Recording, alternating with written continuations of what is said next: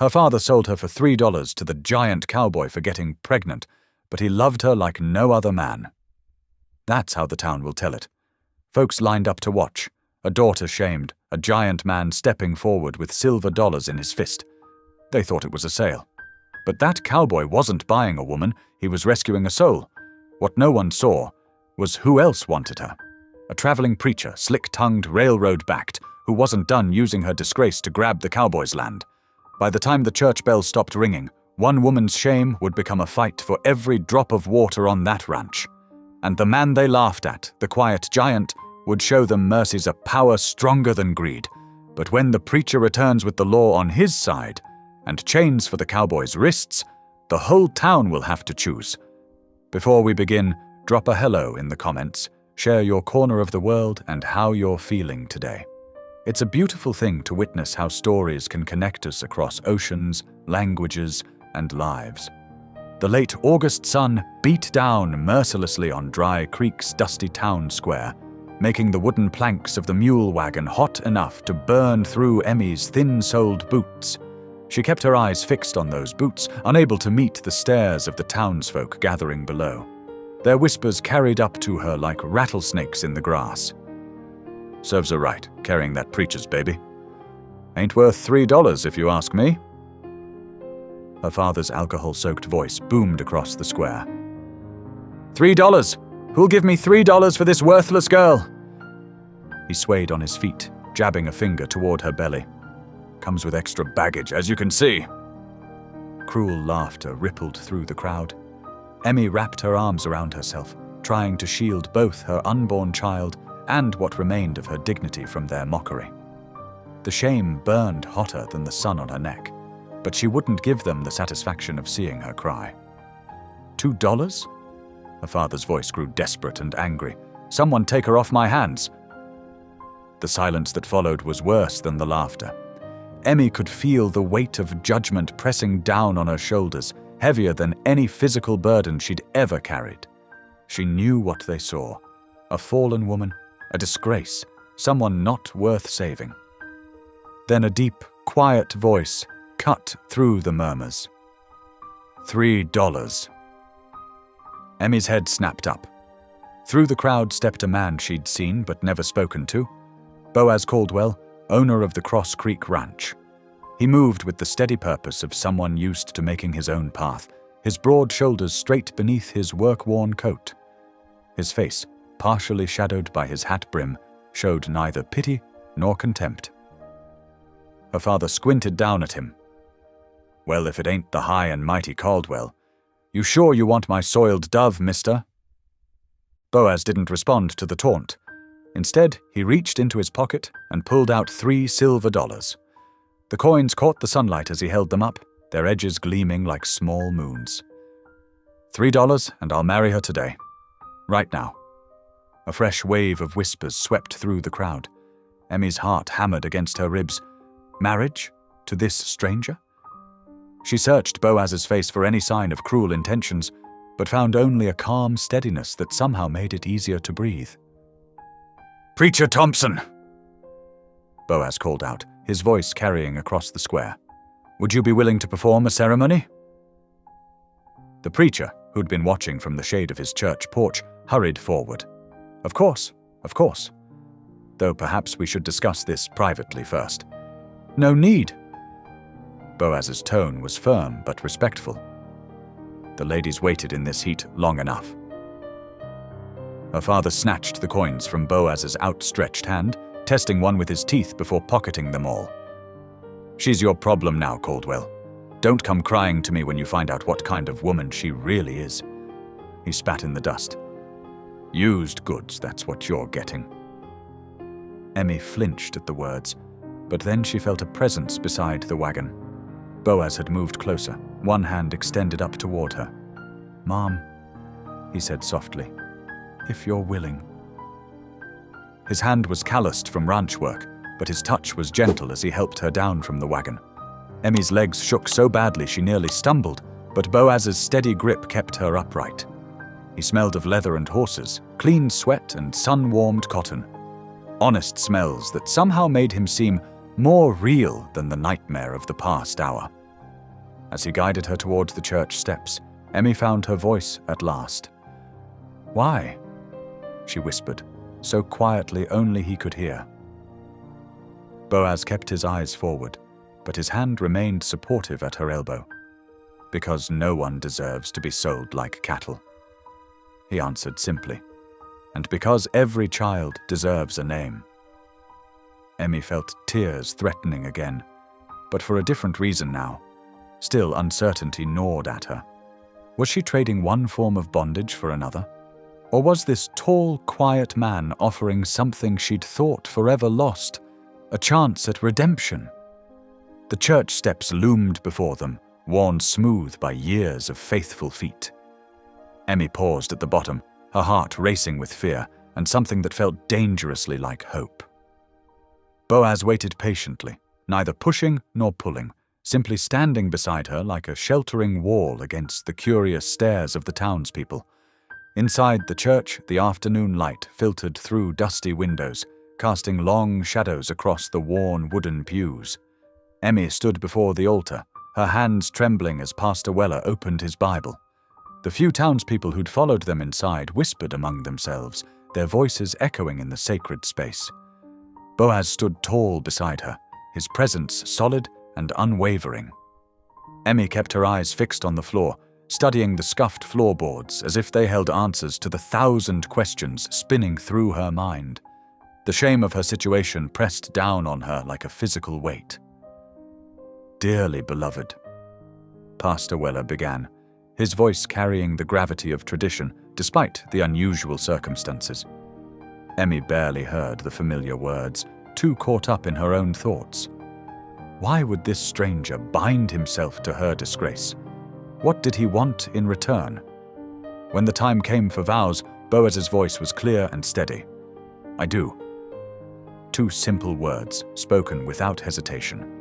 Emmy's own response came out as barely more than a whisper, but it was done.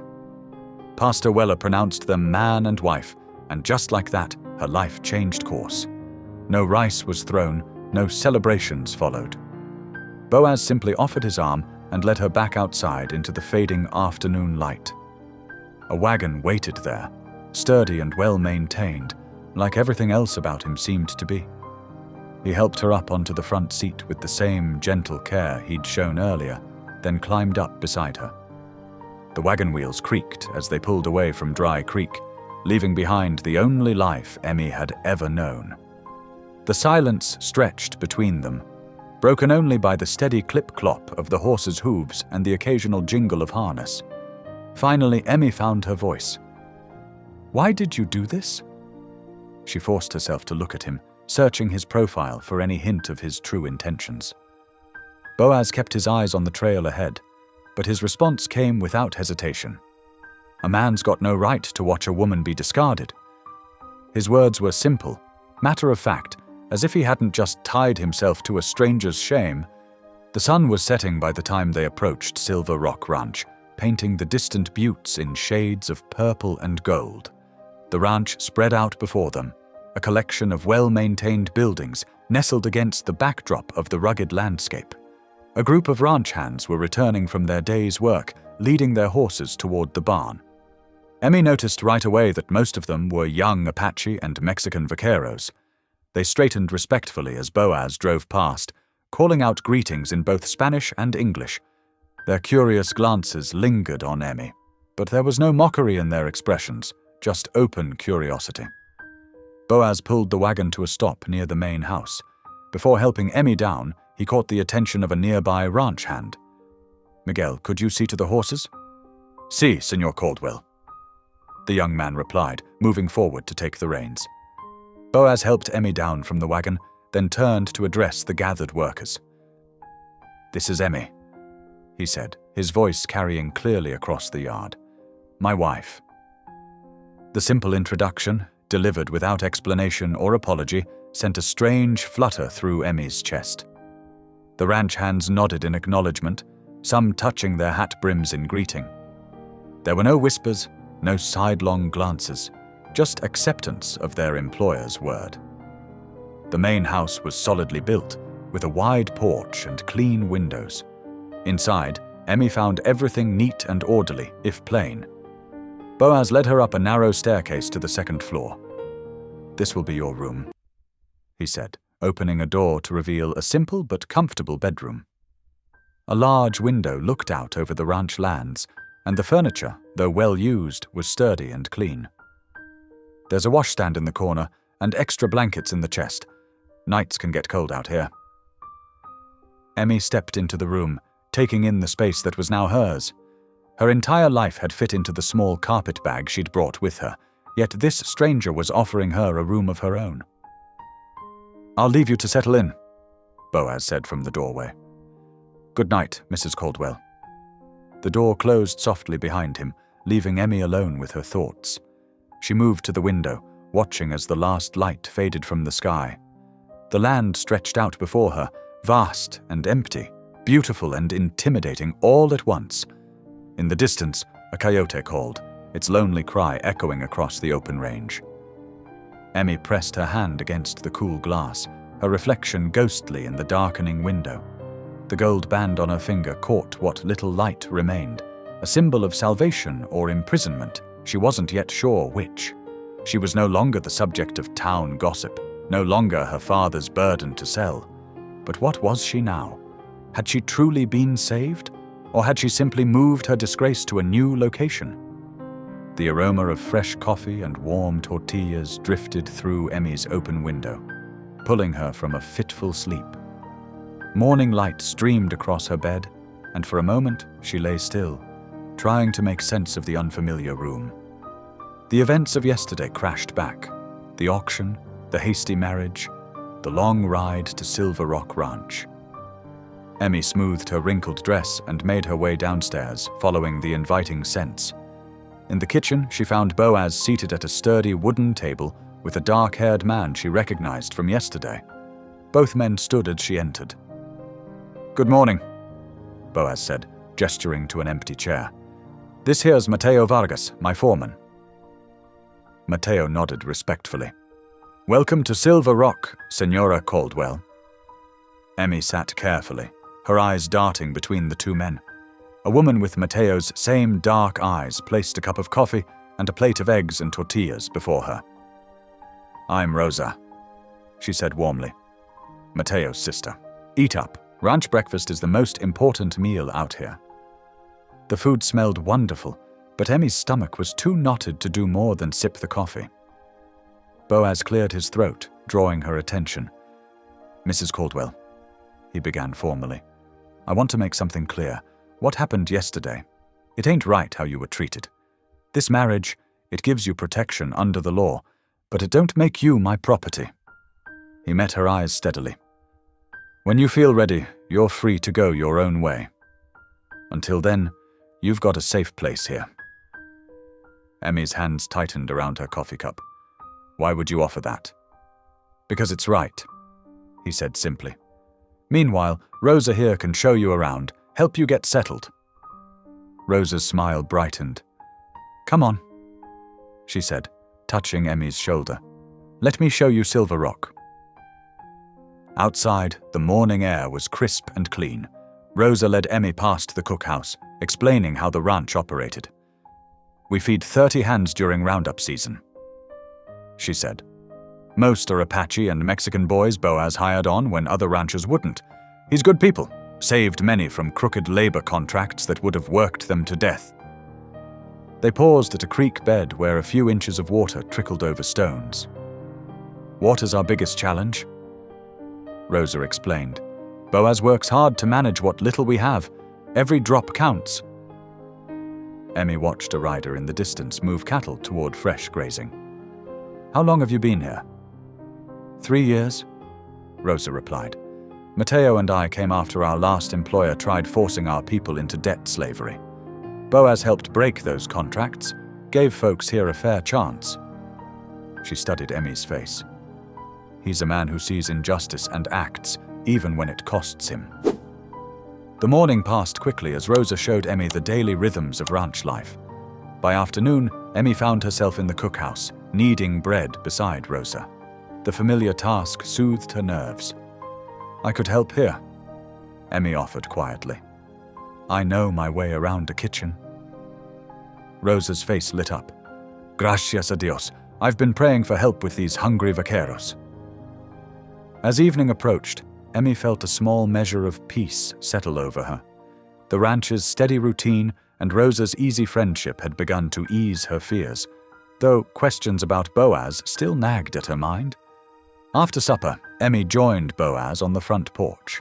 The sunset painted the buttes in deep reds and purples, while the evening air carried the sweet scent of sage. They sat in comfortable silence until Boaz suddenly straightened in his chair. "Trouble," he muttered, nodding toward a dust cloud approaching from the east. Emmy squinted at the horizon. 3 riders emerged from the settling dust. She recognized the circuit preacher's black coat in the lead, flanked by 2 men in fine suits who sat their horses like city folk. Boaz stood, his expression grim. His hand briefly touched Emmy's shoulder, a gesture of reassurance that surprised her with its gentleness. "Best head inside, Mrs. Caldwell. I'll handle this." Emmy rose but hesitated at the door, watching as the riders drew closer. The peaceful day she'd just experienced suddenly felt fragile, like a soap bubble about to burst. Behind her, she heard Rosa's soft footsteps approaching, and Mateo's boots on the wooden porch as he moved to stand beside his boss. The sound of hoofbeats grew louder as the sun sank behind the distant mountains, casting long shadows across Silver Rock Ranch. Brother Hammond's boots hit the dirt with a theatrical thud. His lips curved into a smile that didn't reach his eyes as he straightened his black coat. The 2 railroad men remained mounted, their city clothes stark against the rustic backdrop of Silver Rock Ranch. "Well, if it isn't the noble Boaz Caldwell," Hammond drawled, striding forward. "Taking in strays again, I see. Though this time you've overstepped." Boaz stood firm on the porch, Mateo a steady presence beside him. "State your business, Hammond." The preacher's smile widened as he gestured toward the house. "I've come for my betrothed. Emmy and I had an understanding before her unfortunate situation. Your hasty marriage holds no water, seeing as I had prior claim." Emmy's hands gripped the doorframe, her knuckles white. Rosa's warm presence behind her offered silent support. "That's a lie," Emmy whispered, then found her voice growing stronger. "That's a lie." Hammond's eyes narrowed at her outburst. "Now, Emmy dear, your delicate condition has clearly addled your memory. But these fine gentlemen from the railroad company can testify to our arrangement." The railroad men nodded on cue, like marionettes on strings. "Mrs. Caldwell is my wife," Boaz said quietly, but his voice carried across the yard. "Legal and proper, with witnesses." "You've wasted your ride out here, Hammond." The preacher's facade cracked slightly. "Have I? Well then, let's discuss water rights. My friends here tell me Silver Rock's claim to Copper Creek is questionable. Would be a shame if someone contested those rights in court." He pulled a thick envelope from his coat. "I have the paperwork right here." Emmy's breath caught. She'd seen how precious water was to the ranch's survival. Through the window earlier that day, she'd watched Boaz and his men carefully directing the creek's flow to parched grazing lands. The railroad's mighty interested in Silver Rock's water. Hammond continued. "They'll bury you in legal filings, Caldwell, but I might be persuaded to help, if Emmy returns with me now." Boaz didn't move a muscle. "Mrs. Caldwell stays where she chooses, and Silver Rock's water rights are solid, approved by the territorial court 3 years ago." "Courts can change their minds," Hammond said softly, "especially with railroad lawyers involved." Emmy stepped onto the porch, her heart pounding but her voice clear. "I'm Boaz Caldwell's wife now. I won't go with you." Hammond's smug expression hardened. "You'll regret this defiance, both of you." He mounted his horse with less grace than his dismount. "The railroad wants this water, Caldwell. They'll get it one way or another." The 3 riders departed in a cloud of dust, leaving a heavy silence behind. Emmy's legs felt weak, and she sank into a porch chair. Boaz turned to her, concern etching his features. "I'm sorry," she whispered. "I've brought trouble to your door." "Hammond's been trying to grab Silver Rock's water for months," Matteo said. "You're just his newest excuse." Boaz nodded. "Don't carry that weight, Mrs. Caldwell. We'll handle whatever comes." As darkness fell, Emmy found herself in the kitchen with Rosa, helping to mend shirts by lamplight. The rhythmic motion of needle and thread helped calm her nerves. "I've seen Boaz stand up to worse than Hammond," Rosa said, expertly knotting a thread. "2 years ago, a railroad foreman tried forcing our cousin's children to work in their camp. Boaz rode out alone, faced down 20 armed men, and brought those children home." Emmy's needle paused. "What happened?" "The foreman threatened to burn Silver Rock to the ground."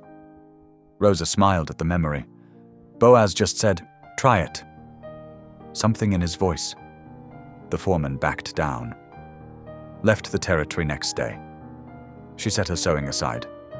"Boaz doesn't make speeches or throw his weight around, but when he sees wrong being done, he plants his feet and doesn't move." Emmy resumed her stitching, thinking of how Boaz had stood in the town square yesterday, laying down those $3 silver without hesitation. The same quiet strength he'd shown facing Hammond today. "But the railroad," Emmy said softly. "They're powerful, if they want the water badly enough." "True," Rosa admitted. "But Boaz understands something Hammond doesn't. Silver Rock isn't just land and water, it's people, family. We stand together."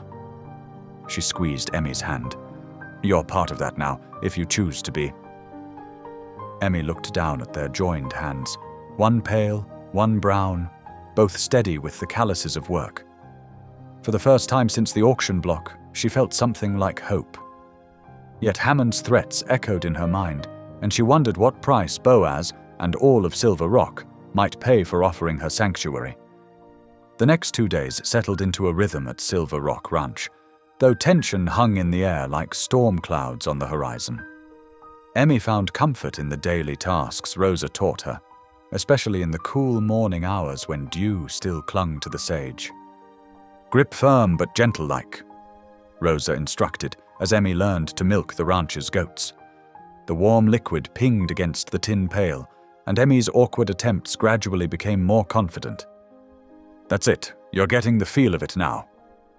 In the cookhouse, Emmy discovered she had a knack for biscuits, earning appreciative nods from the hungry vaqueros.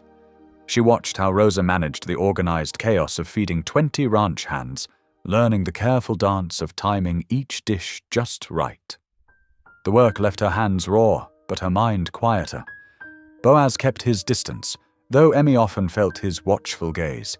He'd tip his hat when their paths crossed, ask if she needed anything, but never pressed or demanded. His restraint, so different from Hammond's possessive attention, allowed Emmy to breathe easier. The telegram arrived on the second afternoon. Matteo rode in from town, dust coating his clothes, and handed the yellow paper to Boaz. Emmy watched from the cookhouse door as Boaz's jaw tightened while reading. "Hammond's filed his challenge," Boaz announced to the small group gathered around. "Claims our water rights were improperly recorded." His voice remained steady, but Emmy saw his fingers crumple the telegram's edge. "What will you do?" Emmy asked, stepping forward. "Ride to the county seat day after tomorrow. File our counterclaims, show the original documentation." Boaz folded the telegram carefully. "Simple enough." "I'm coming with you," Emmy said, surprising herself with the firmness in her voice. When Boaz looked at her questioningly, she added, "I won't hide while Hammond uses me as an excuse to steal your water." "I need to face this." Boaz studied her for a long moment, then nodded. "We'll leave at first light, then." That evening, the cookhouse was unusually quiet during supper. Emmy served bowls of Rosa's hearty stew, conscious of the weight of responsibility settling on her shoulders. When she placed Boaz's portion before him, he looked up. "Much obliged, Mrs. Caldwell," he said, then added softly, "Not just for the stew. These past days, having you here has been a help. The men eat better. The goats are better tended. You found your place quick." Emmy's cheeks warmed at the unexpected praise. Thank you. For everything." Later, unable to sleep, Emmy stepped onto the porch. The night air carried the scent of sage and distant rain. Stars scattered across the dark sky like spilled silver, and she heard Boaz's quiet footsteps before she saw him. "Can't sleep either?" she asked. "Mine's too full," he admitted, settling into a chair nearby. They sat in comfortable silence until Emmy gathered her courage. "How do you do it?" she asked. "Stay so calm when everything's threatened?" Boaz was quiet for a long moment. "Learned young that fear doesn't help. When my parents died—" He paused, his voice roughening. "Land speculators wanted our water back then too. Parents wouldn't sell. One night, men came. Said they had papers, claimed we were trespassing. Pa tried reasoning. They didn't come to reason." Emmy's heart ached at the pain in his voice. "I'm so sorry. Was 17. Too young to know what to do, too old not to blame myself." Boaz's hands clasped together. "Learned that some men wrap greed in legal papers, make theft look proper, but learned something else too, that standing firm matters, even when you're scared." Emmy's own shame rose up like bile. "Hammond, he came to town 6 months ago, preached about redemption, about God's mercy. I was so lonely after Ma died, and he paid attention to me. Said he understood my grief." Her voice cracked. "Should have seen through his lies. When I told him I was with child, he said I'd trapped him, that I was no better than a—" She couldn't finish. "His shame, not yours," Boaz said firmly. "Men like Hammond, they twist faith into a weapon, use it to wound those already hurting." "But I believed him," Emmy whispered. "Let myself be fooled. Being trustful ain't a sin. What he did with that trust, that's where the sin lies." Boaz's voice was gentle but firm. "You've got nothing to be ashamed of." Emmy wiped her eyes, looking out at the starlit ranch. 2 days ago, this place had seemed like exile. Now, watching the moonlight silver the distant buttes, she felt something shift inside her. This land, these people, they'd offered her more than shelter. They'd given her a chance to find her strength again. "Thank you," she said softly, "for seeing me as more than my mistakes. Reckon we're all more than our worst days." Boaz replied, "Just got to remember that when the hard times come." They sat in companionable silence, watching the stars wheel overhead, each lost in thoughts of the journey ahead. Tomorrow would bring its own challenges, but tonight, Emmy felt the first real stirrings of belonging, of purpose, of hope. Dawn painted the eastern sky in soft rose and gold as Emmy climbed onto the wagon seat beside Boaz. The morning air held a bite, and she pulled her shawl tighter. Rosa settled in the wagon bed behind them, surrounded by supplies for the journey to the county seat. The wagon wheels creaked as they left Silver Rock behind. Emmy watched the ranch buildings grow smaller until they disappeared behind a rise. The steady clip-clop of the horses' hooves and the familiar sway of the wagon gradually eased her nerves. As the sun climbed higher, Boaz broke their comfortable silence. "My pa taught me to read tracks when I was knee-high," he said, gesturing toward deer prints crossing the trail. "Said a man who can't read the land story ain't fit to own it." Emmy smiled at this glimpse into his childhood. "My ma taught me to read clouds," she offered. "Said if you watch close enough, the sky tells you what's coming." "Wise woman," Boaz nodded. "Out here, reading nature's signs matters more than reading fancy papers." They shared simple stories throughout the morning, Emmy about helping her mother tend their small garden, Boaz about his first cattle drive at 15. His tales held no boasting, just quiet pride in work well done. Emmy began to understand why the ranch hands respected him so deeply. When the sun reached its peak, they stopped at a creek shaded by cottonwoods. While Rosa laid out their lunch of cornbread and dried beef, Boaz spread a worn leather map across his knees. "Come see this," he called to Emmy. She settled beside him, careful to maintain a proper distance. His finger traced blue lines crisscrossing the weathered surface. "These are the old water routes. See how they connect? Water's the lifeblood out here. Every drop matters." Emmy leaned closer, fascinated by the intricate patterns. "It's like veins in a body." "Exactly so. Railroad men see straight lines and profit. But water flows how it wants, been doing so since before any of us were here." After lunch, they continued toward the county seat. The afternoon sun beat down mercilessly, and dust coated their clothes. Emmy's back ached from the hard wagon seat, but she didn't complain. This journey meant too much. They reached the county seat as evening approached. The small city's streets bustled with activity, but Emmy noticed how people's expressions changed when they saw Boaz. Sideways glances and whispered comments followed them down the main street. At the courthouse steps, a clerk was locking up for the day. His face hardened when Boaz explained their business. "Water rights office closed early today. Come back tomorrow, if you must." As they turned away, a younger clerk hurried after them. "Mr. Caldwell," he said quietly, glancing over his shoulder. "They won't help you here. Railroad money's got most folks' ears stopped up." He hesitated, then continued. "But there's one who might help. Old Nitcher, Apache elder, lives out past 3 Rocks. He knows the true water routes, kept records his people's way. His word still carries weight with some judges."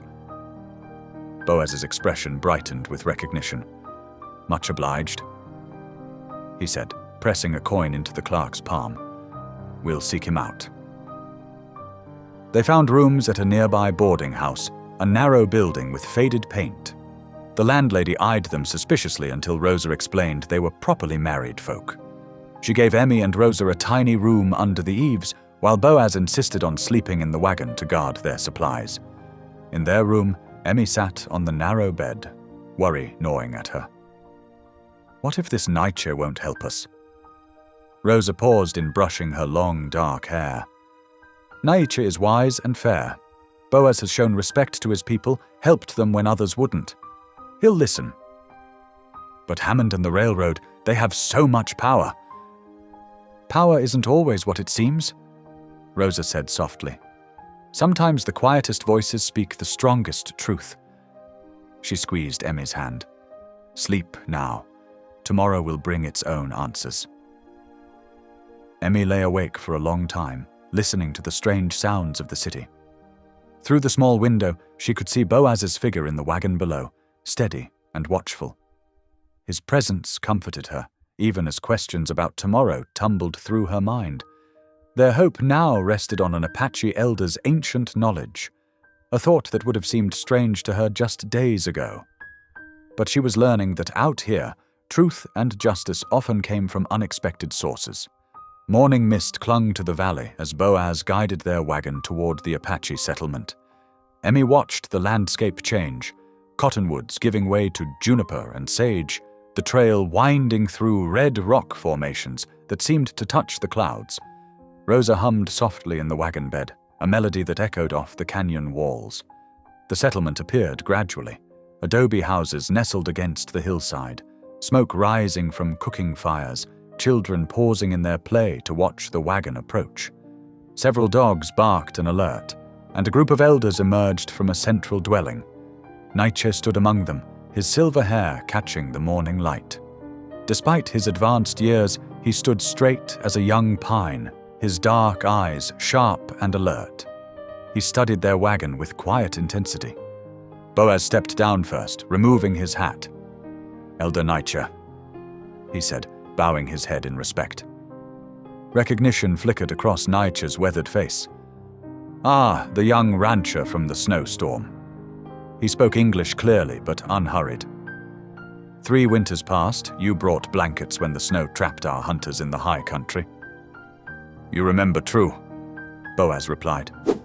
Nitcher's gaze shifted to Emmy as she climbed down from the wagon. "And now you bring your wife, seeking help with water rights." It wasn't a question. Inside Nitcher's dwelling, they sat around a small fire. The elder listened intently as Boaz explained their situation with Hammond and the railroad. Naicha's expression grew grave.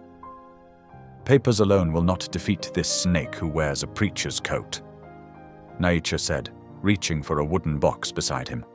"The community must see your wife stand strong against his lies. They must believe in her right to guard the water." Emmy leaned forward. "How can I prove that right?" "By understanding what you protect." Naich opened the box, revealing rolls of deerskin maps and yellowed documents. "These show the true paths of water, recorded by my grandfather's grandfather. But first, you must learn why we guard them so carefully." They spent hours copying the ancient maps onto paper. Naicha spoke as they worked, his voice soft but firm. "Water is life itself, not property to be bought and sold, but a sacred trust. Every spring, every stream connects all who live on this land, Apache, Mexican, settler alike." Emmy's hand stilled over her paper. "I never thought of it that way before." "Most don't." Naicha nodded.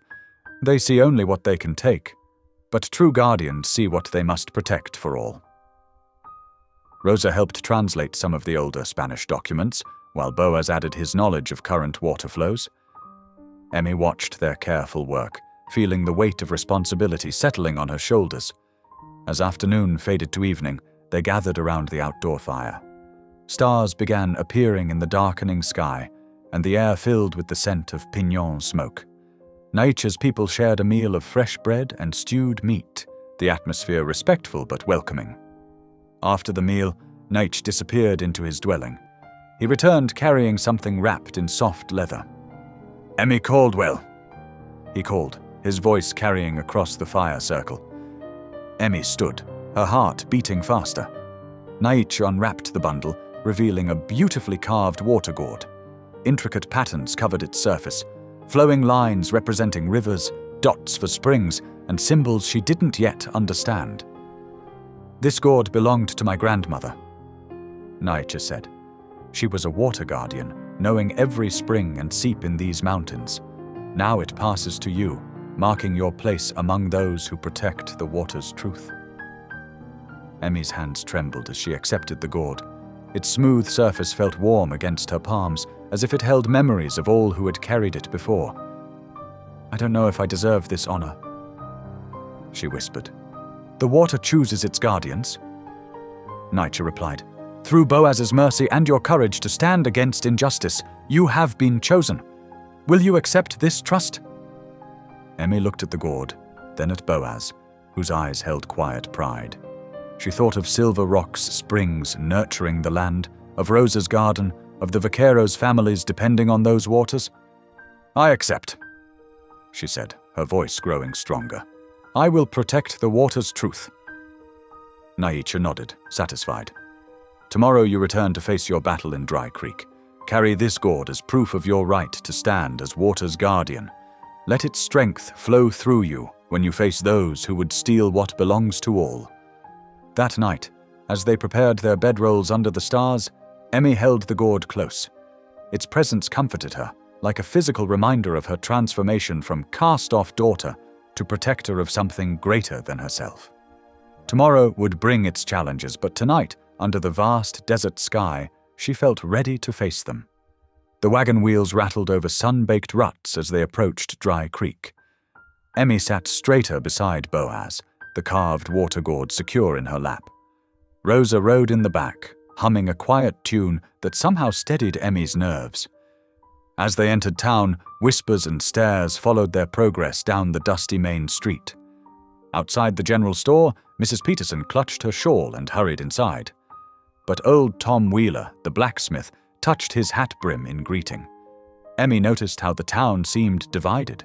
Some faces turned away in manufactured scandal, while others offered subtle nods of support. "Preacher Hammond's been busy," Rosa murmured, noting the crowd gathering near the church. A wooden notice board proclaimed, "Special sermon tomorrow, the wages of sin and kidnapping." Boaz's jaw tightened, but his voice remained calm. "Reckon we'll give them something else to talk about." He guided the wagon toward the mercantile, where they needed supplies for the evening ahead. Emmy stepped down from the wagon, her boots raising small dust clouds. She felt eyes watching, waiting for her to slink past in shame. Instead, she walked tall beside Boaz, her head high.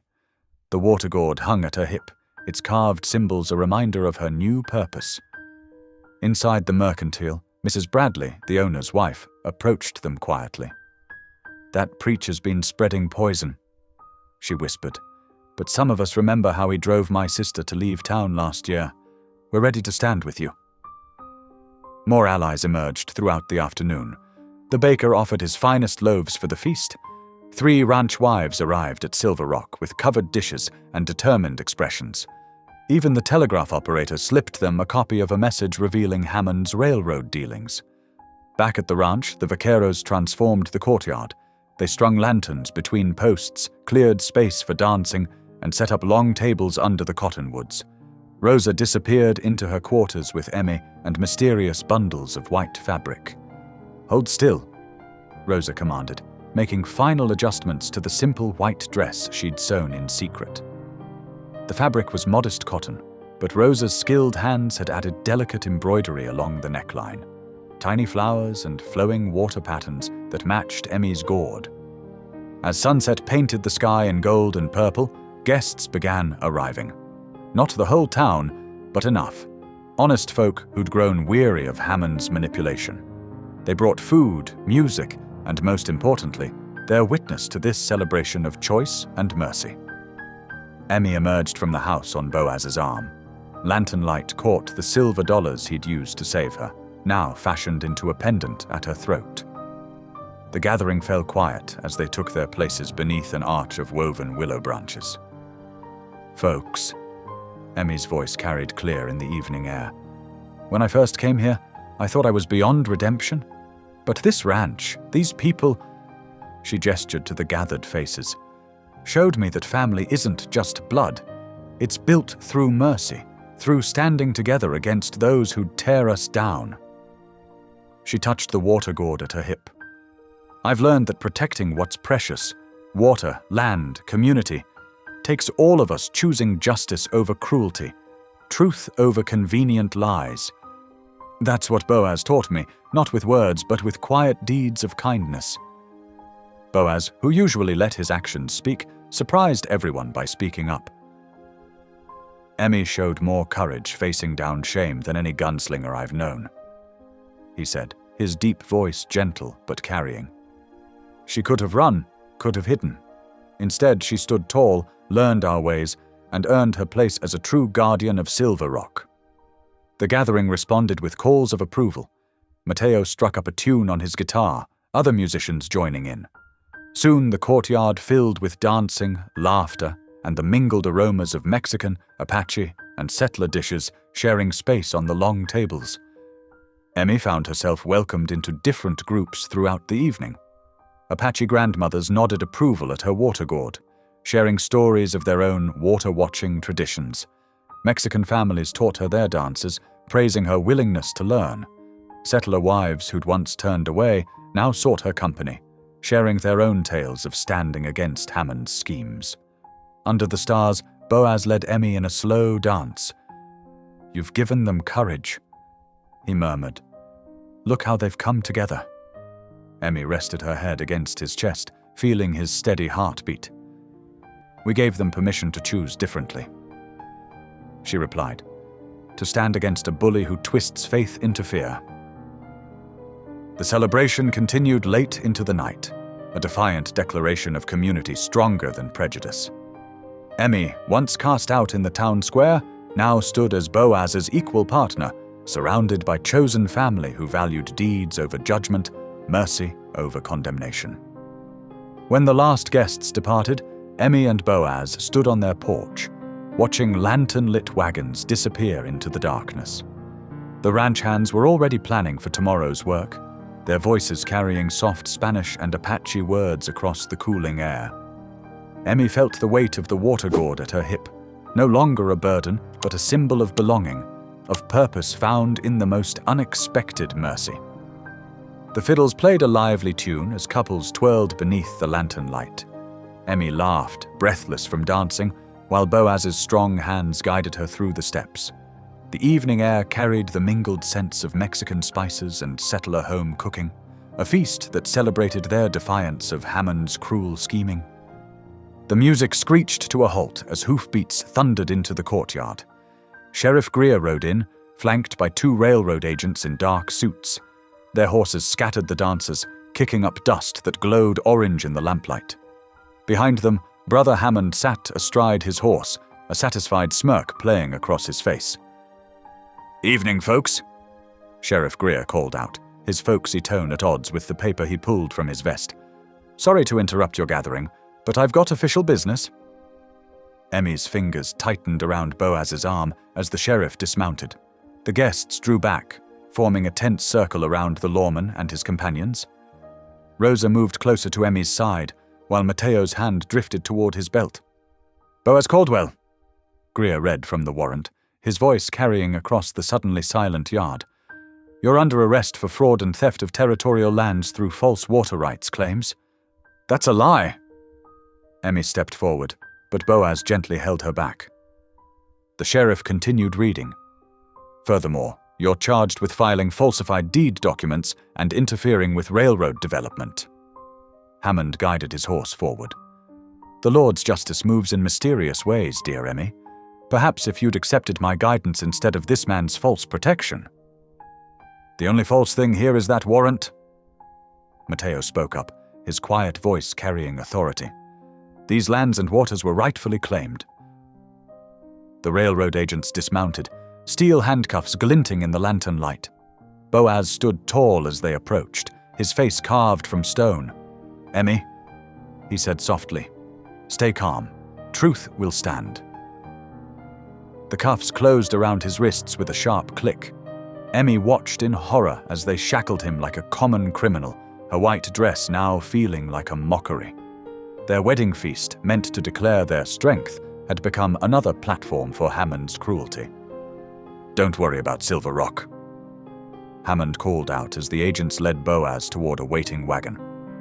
"The railroad will have possession by sundown tomorrow. All these squatters can find more suitable employment in our labor camps." Emmy's fear crystallized into something harder. She thought of Naich's water gourd, of his teachings about standing as a guardian. She remembered every quiet lesson Boaz had shown her about dignity in the face of corruption. "This ranch," she declared, her voice ringing across the yard, "belongs to its people. Its water flows by ancient right, and I will fight for it with every legal weapon we possess." Hammond's smirk faltered slightly. He hadn't expected this steel in her spine. The sheriff shifted uncomfortably in his saddle, avoiding the accusing stares of the gathering. As the wagon carrying Boaz rolled away into the darkness, Rosa gripped Emmy's hand. "You're not alone, Hermana. We stand together." Mateo stepped forward, his presence solid and reassuring. "I'll organize the men. No railroad agent sets foot on Silver Rock without going through us first." The guests began to disperse, but not in defeat.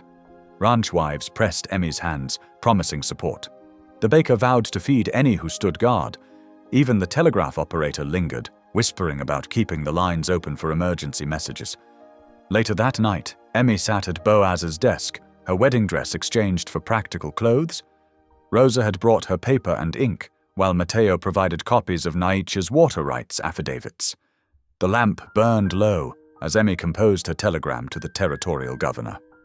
"Urgent stop, unjust arrest of Boaz Caldwell, stop railroad conspiracy to seize Silver Rock Ranch, stop have Apache elder testimony and ancestral water rights documentation, stop request immediate intervention, stop will travel to capital at first light, stop." The telegraph operator promised to send it immediately, refusing payment. About time someone stood up to Hammond. He muttered. Emmy touched the silver dollars at her throat, remembering how Boaz had saved her that day in the town square. Now it was her turn to fight for him, to protect the community he'd built through years of quiet mercy. Rosa brought her saddlebags and provisions. "The horses will be ready before dawn," she said. "Mateo has arranged for 2 vaqueros to ride with you. Fast horses, good men." Emmy nodded, grateful for their unwavering support. She might have arrived at Silver Rock as a rescued outcast, but she would ride out as its defender, carrying the hopes of every person who called this land home. Through the window, she could see lanterns moving in the darkness, ranch hands taking up guard positions, ready to protect their home from Hammond's schemes. Their quiet determination strengthened her resolve. Come morning, she would begin her journey to the capital, armed with truth and the power of community standing against injustice. The eastern horizon painted itself in pale gold as Emmy, Rosa, and Mateo gathered in Silver Rock's courtyard. Dawn's first light caught the dew on their horses' flanks, making them shimmer like creatures from a dream. Two vaqueros, Miguel and Juan, checked their weapons one final time before mounting up. "The governor's office is 2 days hard riding," Mateo said, adjusting his hat against the rising sun. "We'll need to push the horses but not break them." Emmy settled into her saddle, drawing comfort from the steady animal beneath her. She wore men's riding clothes borrowed from Rosa, practical pants, and a long-sleeved shirt that would protect her from the brutal sun. The water gourd Nietzsche had given her hung at her hip, a constant reminder of what they fought for. "The ranch hands know what to do if Hammond's men show up?" Emmy asked, watching Rosa check their provisions one last time. "They'll protect Silver Rock," Rosa assured her, swinging onto her own horse. "Miguel's father is watching from the ridgeline. No one will catch us by surprise." They set out as the sun cleared the horizon, riding hard across the open range. Emmy's thoughts kept returning to Boaz in that jail cell, but she forced herself to focus on the trail ahead. The morning passed in a blur of hoofbeats and dust, the 5 riders pushing their mounts at a steady lope. By midday, they approached Carter's Pass, the shortest route through the mountains. But as they rounded the final bend, they found their path blocked. A massive pine had fallen across the narrow trail, its branches creating an impassable tangle. "Must have come down in that windstorm 2 nights back," Miguel observed, dismounting to examine the obstacle. "Take half a day to clear it, even with all of us working?"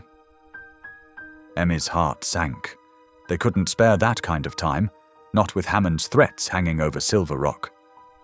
She turned to Mateo, seeing the same concern in his eyes. "There's another way," he said slowly, pointing east. "Through the reservation lands. It's longer, but with good horses and clear weather, we could make up the time." "The agency clerk would have to approve passage," Rosa added.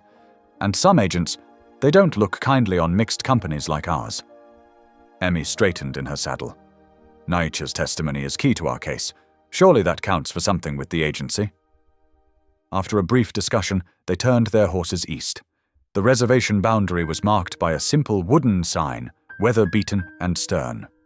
A half-mile further, they approached the agency station, a squat building with a tin roof that flashed in the afternoon sun. Emmy dismounted first, brushing trail dust from her clothes. "Let me speak to them," she said. "This is about water rights. They need to see we respect proper channels." The agency clerk was a thin man with wire-rimmed spectacles and a permanent frown. He looked up from his ledger as Emmy entered, his eyes narrowing at her unusual attire. "We seek permission to cross reservation lands," Emmy said clearly, placing Nietzsche's water gourd on his desk. "We carry testimony from Elder Nietzsche regarding water rights and land claims. It's urgent we reach the territorial governor." The clerk examined the gourd, his fingers tracing the intricate carvings. "Nietzsche sent you?" His tone held a hint of respect. "That old man doesn't trust many outsiders with tribal matters. He trusted us with the truth," Emmy replied. "About the waters, the ancient roots, about justice." The clerk studied her face for a long moment, then nodded. He wrote out a passage permit, his pen scratching against the paper. "Follow the marked trail. No hunting, no stopping except to rest the horses. Be off reservation land by sunset tomorrow." "Much obliged," Emmy said, accepting the permit with both hands as she'd seen Nietzsche do with important documents. They made good time through the afternoon, the reservation trails well maintained and clearly marked. As dusk approached, they made camp in a small canyon. the walls providing natural shelter from the wind. Rosa prepared a simple meal while Miguel and Juan tended the horses. After supper, Emmy walked a short distance from the fire, finding a flat rock to sit upon.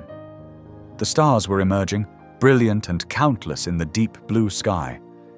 She closed her eyes, her hands clasped in her lap. "Lord," she whispered, "watch over Boaz.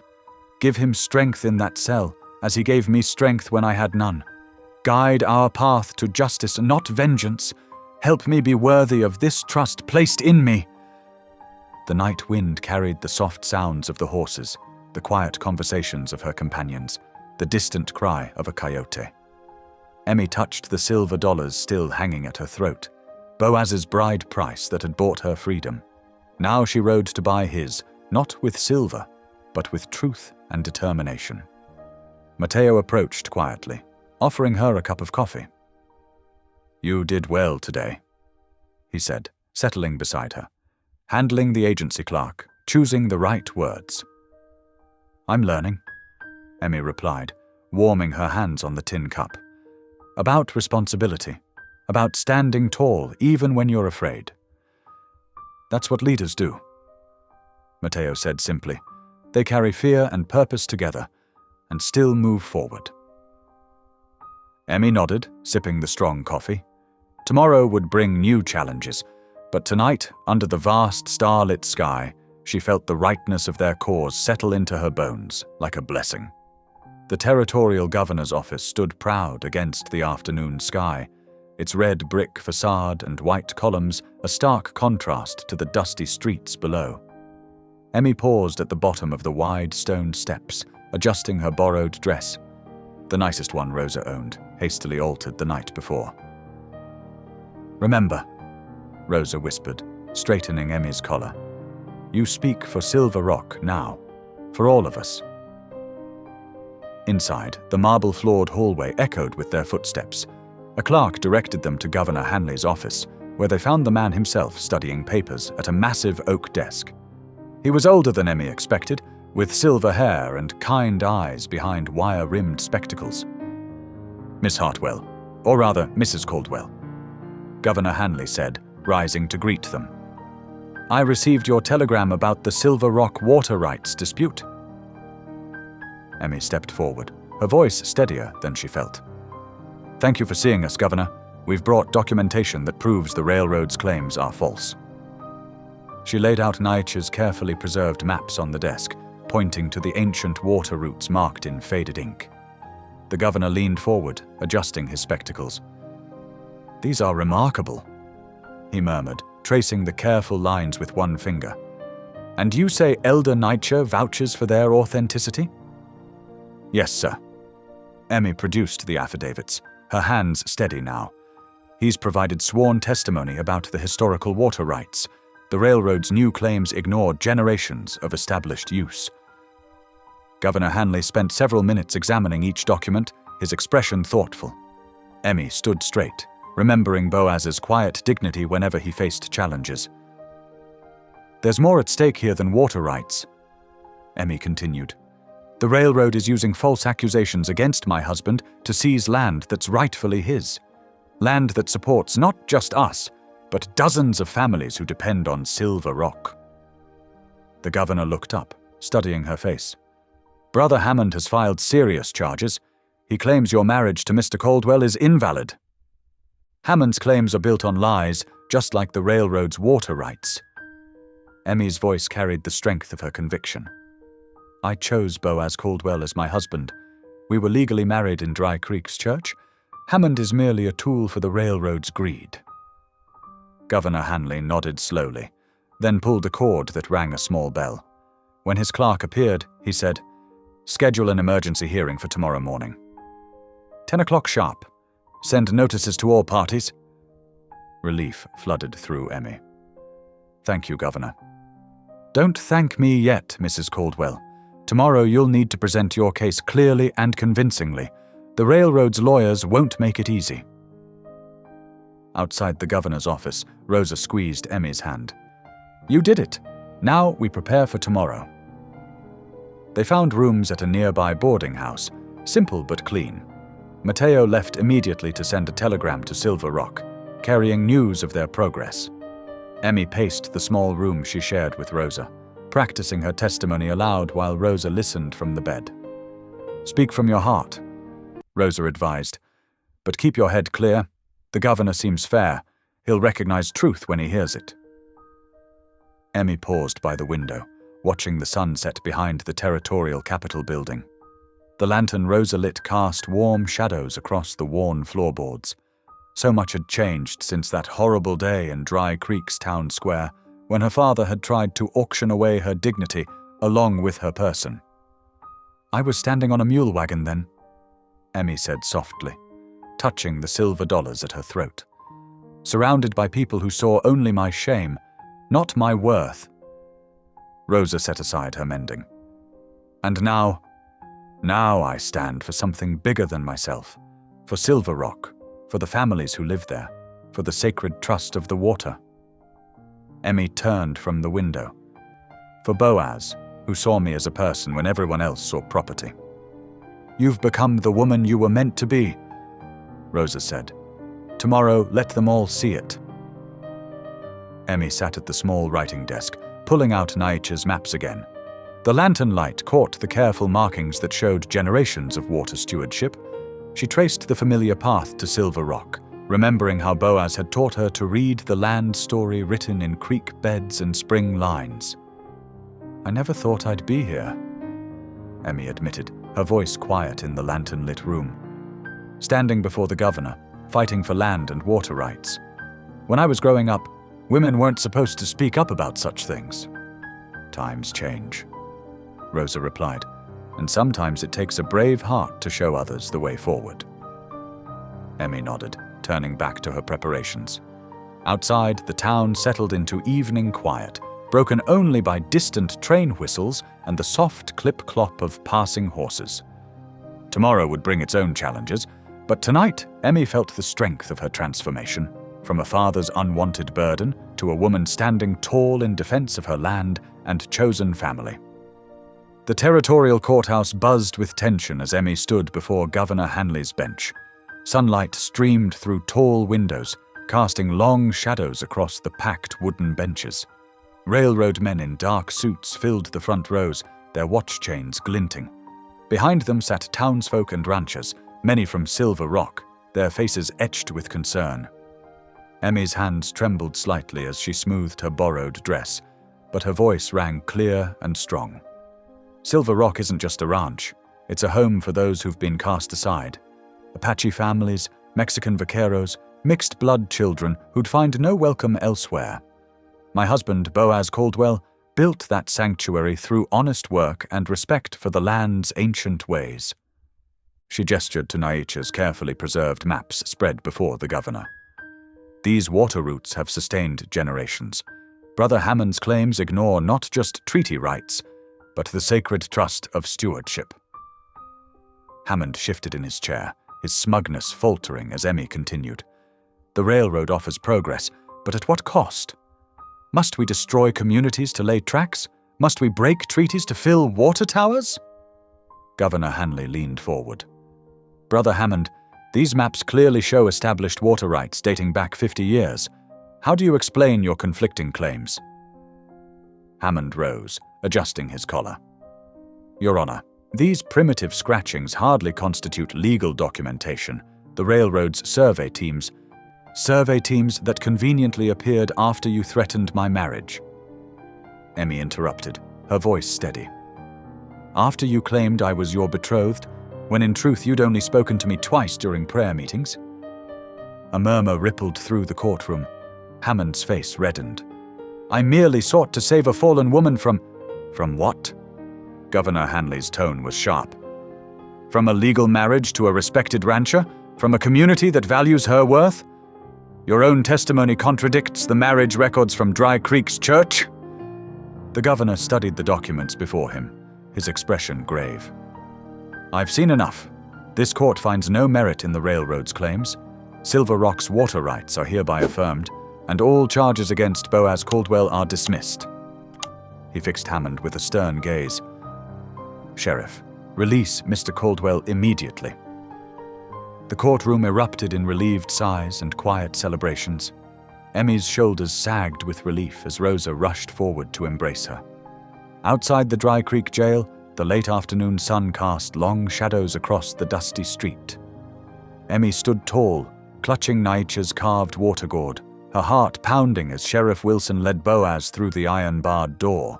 A crowd had gathered, their earlier judgment transformed into respectful silence.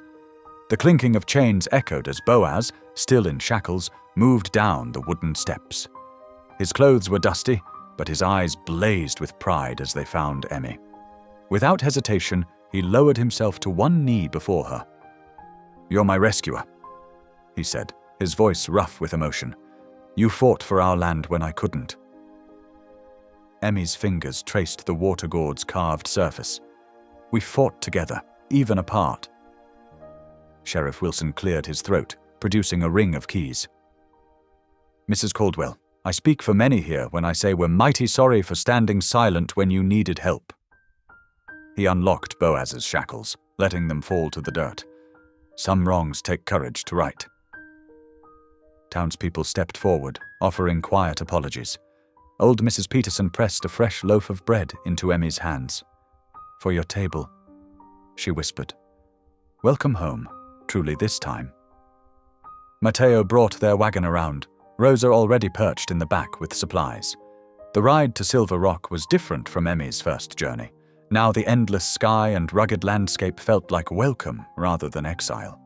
They crested the final hill as dusk painted the buttes purple. Whoops and hollers greeted them. The ranch hands had built a massive bonfire, its flames reaching toward the emerging stars. The aroma of roasting meat and fresh tortillas filled the air. Later, as celebrations wound down, Emmy and Boaz found a quiet moment on the porch. The fire's glow lit their faces as crickets sang in the darkness. "You know," Boaz said softly, "I thought I was fighting for water rights, for the land itself." He took Emmy's hand, his calloused fingers gentle. "But you showed me something bigger. You made Silver Rock more than a ranch. You made it a real home, a family." Emmy leaned against his shoulder, feeling the solid strength of him. "We all did," she said. "Together." The October morning air carried the scent of fresh-cut pine as workers raised the schoolhouse's wooden frame against the New Mexico sky. Emmy stood in the shade of a cottonwood, one hand resting on her swollen belly as she directed the placement of the bell tower. The simple building represented more than education. It was a symbol of Silver Rock's growing community. Pastor Weller arrived in his Sunday best, his manner far different from those first tense days. "Mrs. Caldwell," he said, removing his hat, "I'd be honored to bless this place of learning." "We'd welcome that, Pastor," Emmy replied, watching ranch children play nearby. Their laughter mixed with the rhythmic sounds of hammering and sawing. As evening approached, the first sharp pain caught Emmy by surprise. Rosa immediately took charge, sending for the other ranch women while guiding Emmy to her bedroom. The room filled with quiet efficiency. Water heating, clean linens appearing, herbs burning in the corner. Outside the door, Boaz paced like a caged mountain lion. His massive hand trembled as he pressed it against the wood, listening to Emmy's labor. Mateo kept him company, offering silent support as the hours crawled by. The stars wheeled overhead, and false dawn painted the sky when Emmy's final push brought their son into the world. Rosa cleaned the squalling infant, wrapping him in a soft blanket before opening the door. "Come meet your son," she called softly. Boaz entered on unsteady legs. Emmy, exhausted but radiant, held out their child. With infinite gentleness, Boaz cradled the tiny bundle, his eyes wide with wonder. $3 silver, he whispered hoarsely. "Never bought a finer treasure." Emmy reached for his hand. "Stay and watch the sunrise with us?" Boaz settled carefully beside her on the bed. Together, they watched dawn's first light spill across their land, the new schoolhouse, the grazing cattle, the distant buttes standing guard. Their son slept peacefully between them, the first of a new generation to call Silver Rock home. Our land, Emmy murmured. Our family. Both truly ours now. Boaz agreed, his voice thick with joy. The rising sun painted their world in gold, promising a future built on love, mercy, and justice. Thanks for being here. If this story stirred something in you, a memory, a feeling, a truth, go ahead and subscribe. I'll be back tomorrow with another moment that just might speak to your soul.